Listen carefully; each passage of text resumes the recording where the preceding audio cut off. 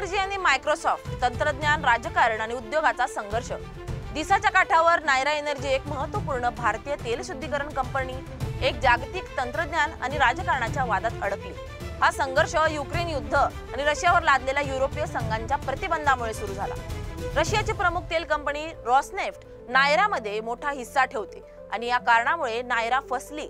Microsoft जी एक American company आहे, ईयूच्या प्रतिबंधानुसार अचानक नायराच्या महत्त्वाच्या आयटी सेवांचे जसे की आउटलुक, टीम्स आणि अन्य क्लाउड सेवांचा वापर थांबवला। त्यामुळे नायराचे कर्मचारी त्यांच्या कामाशी संबंधित महत्त्वाची माहिती आणि संवाद साधू शकले नाही।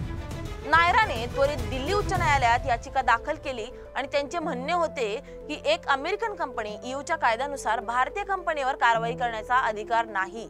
यानंतर मायक्रोसॉफ्टने सर्व सेवांमध्ये पुन्हा प्रवेश देऊन नायराच्या कार्यप्रणालीला सुरुवात केली, पण या घटनेने भारताच्या तंत्रज्ञान स्वावलंबनावर गंभीर प्रश्न उपस्थित केले आहेत। भारताने त्याच्या तंत्रज्ञान संरचनेला अधिक मजबूत करणे आणि भविष्यात अशा परिस्थितींसाठी सज्ज होणे गरजेचे आहे। आता तरी भारताने राजकारण बाजूला ठेवून सगळं भारतात करण्याचा प्रयत्न करावा, आपल्या उद्योगांसाठी, आपल्या सुरक्षेसाठी आणि आपल्या भविष्याला एक ठोस दिशा देण्यासाठी।